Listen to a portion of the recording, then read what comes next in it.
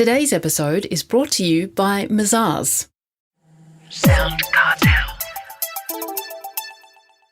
It can feel a bit disingenuous promoting the latest brand spanking new product with so many people doing it tough and in the middle of a pandemic. But you've got to make a living, right?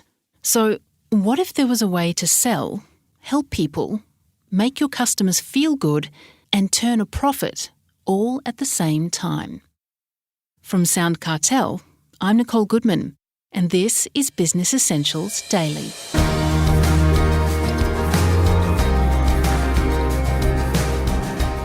At the best of times, money can be tight.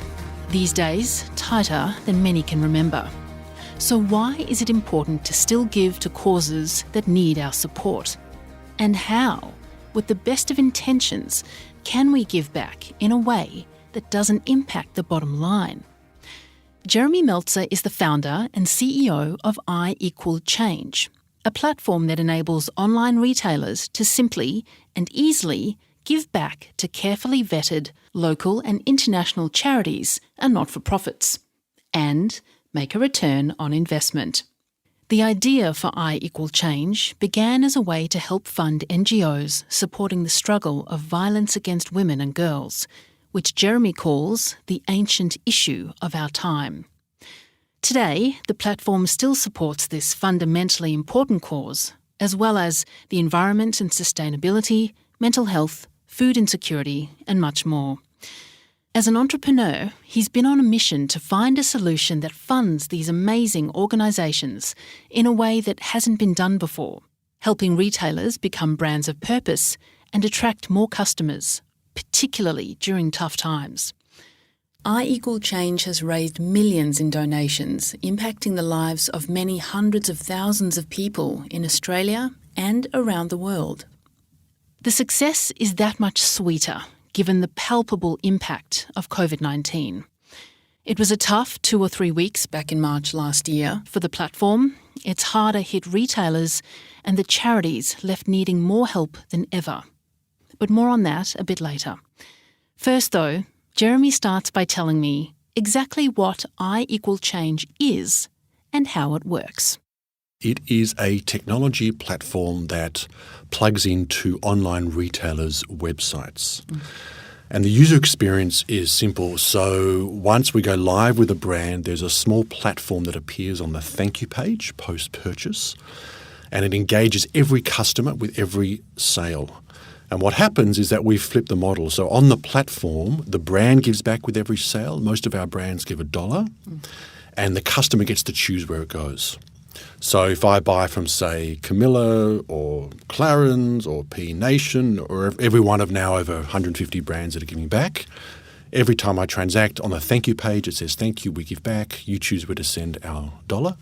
And then I have that experience of making the impact, spending the brand's money, which always feels better than being asked to spend my own. Yes. Which is kind of why we also flipped this model, because we thought the brand needs to have skin in the game. Absolutely. And in doing so, they can actually receive a significant return, and we can talk about how we've actually measured this, which is really interesting because we've been able to measure the impact of that donation in a way that's driving growth of businesses in a way that previously we haven't thought possible.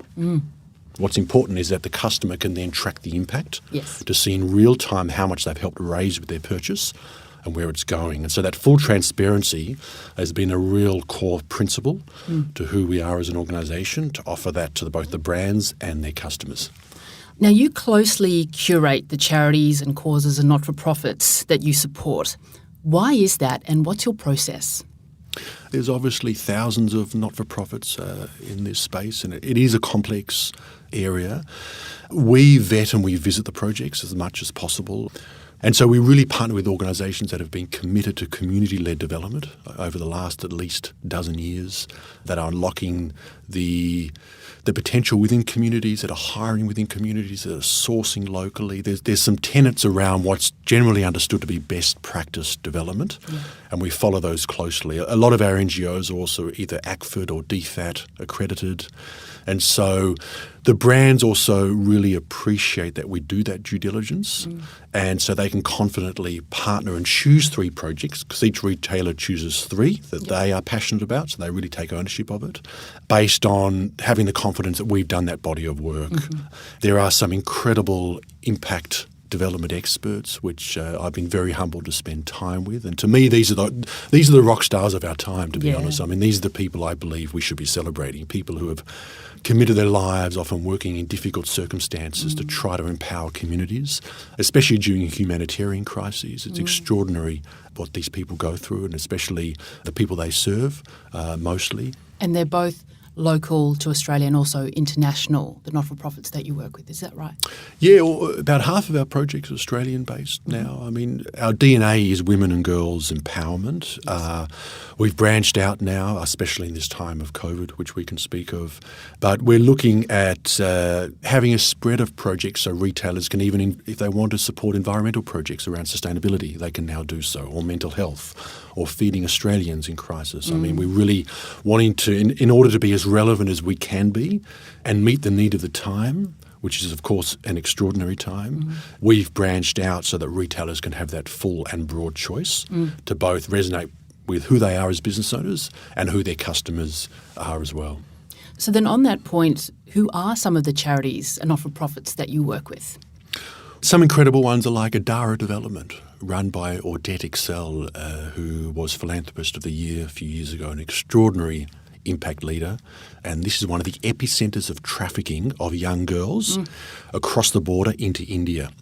And their work over the last dozen years has helped to virtually eliminate this trade of young girls out of this area called Gangfedi in Nepal. I mentioned Food Bank. $1 provides 2 meals for Australians experiencing food stress. We've partnered with Greening Australia, where we're helping sequester carbon and remove sediment from the Great Barrier Reef. Up in PNG, there's an incredible guy called Dr. Barry. Now, Dr. Barry was a carpenter who retrained as an obstetrician, and he's now saving the lives of women giving birth in some of the most remote parts of rural islands off the coast of Port Moresby. And so we really look for these incredible stories of impact leaders who have basically committed their lives to trying to solve complex and intractable issues. And so then who are some of the retailers that you're working with, and how do they select from the causes and charities that you've chosen to support? You know, there's a sort of 150 brands and counting now. In this time of COVID, we've actually had an increase in interest, which is really interesting. Very interesting. You know, there's brands from P Nation to Clarins to a number of, mostly we've had a lot of fashion brands come on board, like National Tiles, a big national brand, and they're all giving back with every sale. Most are giving $1. And what's interesting is what we hear is the most exciting part of the onboarding process is choosing their charities. You know, once they decide, yes, we're doing that, we're going to build this into the DNA of who we are as a brand, and we've built a whole suite of tools and features. So for the brand to actually build this messaging across their website, which is really interesting, the marketing return that brands are seeing. So once they make that choice as to which projects they want to support, we help them then build that into the messaging, into their whole brand messaging, so that it becomes a really inspiring point of engagement for their customers. And from that point forward, they actually become a brand of purpose, a business of purpose that gives back with every sale. And then they can sort of see the return, which we also give them the tools to measure it, which is really interesting to sort of see that you can actually, that giving can also return a return on investment, which previously we didn't think was possible as business owners. Yeah. It's interesting because donations were considered a cost. Yes. What we're proving now is this is one of the most meaningful marketing spends that a brand can make, especially in this time. So then, as the coronavirus crisis was growing and having a devastating impact on businesses, particularly the retailers that your charities rely on, what were you thinking? Well, we panicked, I think like everyone. Like everyone, yeah. Especially those first few weeks. And we let everyone know, look, we're here to support the whole community of both retailers and NGOs. Some retailers, understandably, they just had to cut every conceivable cost. And we lost about a dozen, but they were small ones, thankfully. Many of them are considering coming back. What we've seen in the last 6 to 8 weeks is not only are customers moving online, so that the increase in traffic, e-commerce traffic, has been quite extraordinary. the number of retailers reaching out to us to come on board, we're seeing a 2 to 3 times growth in that interest from brands. And what we believe is happening, having worked in this space now for several years, is that retailers, in order to be relevant, are understanding that they must be able to engage their customers in a broader and deeper conversation beyond product. Yeah.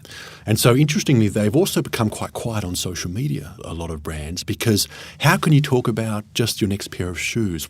It's a very challenging environment for retailers. And so, what we're seeing is this great shift towards meaningful, purposeful retail, where brands are realizing, hold on, the new normal, which we now see the time frame squeezed to be much shorter than we thought it would be, is that purpose and product is the new normal.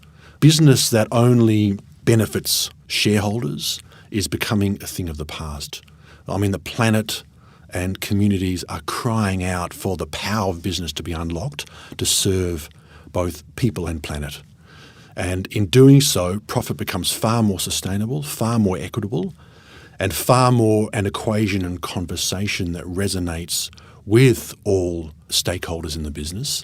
And in doing so, these are the businesses of today and undoubtedly the businesses of the future. That was I=Change founder and CEO, Jeremy Meltzer. In the next episode, Jeremy explains practically how you can embed giving into your business and make a return on investment. To find out more, go to I=Change.com. The link is also available in the show notes of this episode.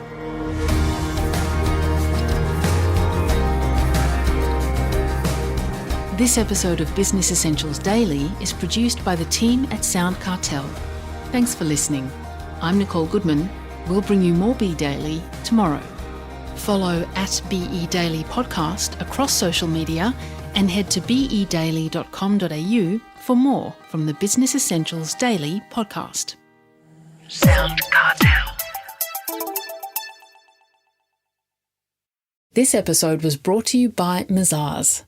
To find out more, visit mazars.com.au. That's mazars.com.au.